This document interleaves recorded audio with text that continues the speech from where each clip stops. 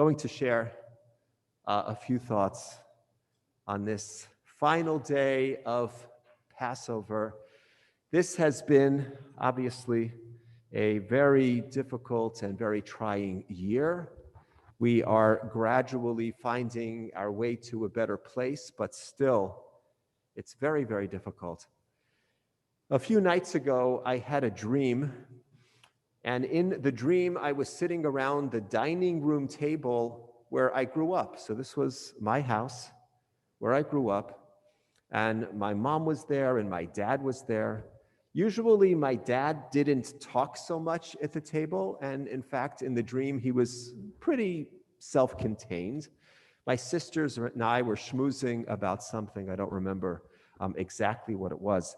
And it was a very pleasant dream. It was just so nice to be brought back to those moments. My parents are no longer around, and yet I think about them all the time, as many of us think about our loved ones who are no longer physically here with us. Memory is very strange. Sometimes we remember things when we're really not thinking about those things at all. They just pop into our heads.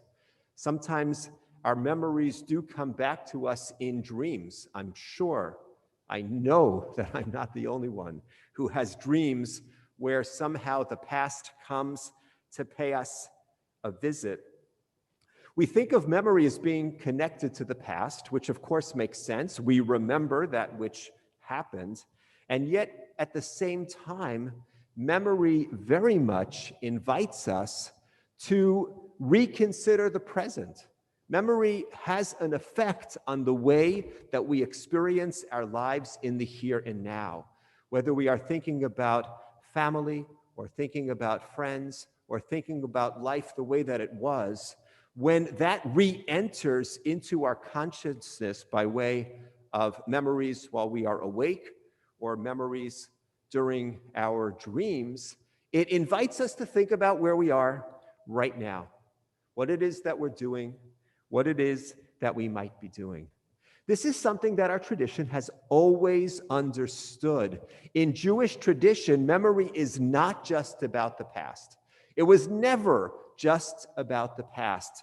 Memory provided an opportunity, a lens, an opening for facing the present in a way that might be a little bit different. So there is a verse in the Torah reading that is adjacent to what we read this morning. It follows a passage where God is telling the Israelites, you have to provide relief for poor people. You have to treat workers humanely. And then God says the following, V'zacharta ki eved hayitza be'eretz Mitzrayim, vayiftecha Adonai Elohecha, al kein anochi mitzavecha et hadavar hazeh hayom. You should remember that you were slaves in Egypt. That is why I'm commanding you to do all of these things today. There is a connection that God is making between what you remember for your past and how it is that you're supposed to face the present. Remembering is not just about reliving the past. It is also about the possibility of reshaping the present. And I want to just invite us to think about what that means in the variety of ways.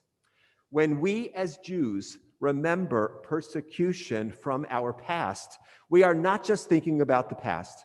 The reason why we remember our persecution is actually twofold. The first is to make sure it doesn't happen to us again.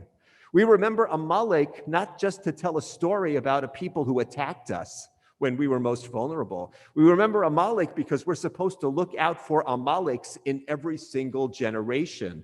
And I don't need to convince you that anti-Semitism is still a problem. It is not something which we can tuck safely into the past. It is something which we are seeing from across the political spectrum. And as Deborah Lipstadt, professor at Emory University, has said, we need to open our eyes, whether it's coming from the right or coming from the left or coming from the center. We remember the past so that we can face the present with greater vigilance, certainly when it comes to those who do not wish us well, who in fact wish us harm. The second reason we remember, and this is all over the Torah, is that we're supposed to be more sensitive to, mindful of the persecutions of other people. Our experience is supposed to open our eyes and our hearts to other people. So we have seen that there is greater sensitivity recently. I'm giving one example of how this applies to the plight of Asian Americans. We are seeing that they also, as Jews have often been, are on the receiving end of a kind of strange confluence of elevation and degradation. What a wonderful community you are, and yet marginalized, and yet somehow feared, and yet somehow resented. That should be familiar to anyone who has lived and remembered the Jewish narrative. So when we remember our past, it's not just supposed to stay in the past. It's actually supposed to impact how we face the present. And that's also true in our personal lives. So when I think about or dream about the dining room table in Fair Lawn, New Jersey, where I was sitting with my sisters and my mom and my dad, it's not just about a nostalgic moment. I also think about what would my parents think about how I'm living my life, about the choices that I'm making.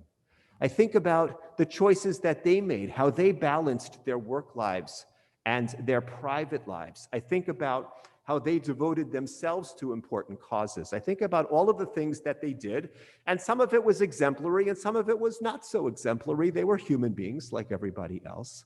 But when I think about and dream about them, when I think about and dream about those times in my life, it's an invitation to me to check in with how I'm living my life. Would they be proud of the way that I'm living my life? I hope so. Could I do things a little bit differently to the extent that I have choice? I certainly can. Can I find ways so that the legacy that they brought to the world can be internalized by me and my loved ones? Absolutely. And I think that that's true for all of us. Memory is not just about the past. It's also an invitation to reconsider the present. So God asked the children of Israel to remember so that they could face Hayom, that particular day. A bit later in our service, in the moments of Yizkor, we're going to ask God to remember each and every life that passed through this earth. And we are going to take those moments for us to confront our memories in a very positive, in a very intense way. And I urge us to think about the past and perhaps to enjoy or perhaps to be troubled by, but also to consider how our past, how the legacies of loved ones who are no longer with us can continue to impact our present, can affect us hayom, and allow us to face this day with the strength and the morality and the decency that this day deserves. Our memory of the past can unlock the present in ways that can be helpful for all of us. Amen.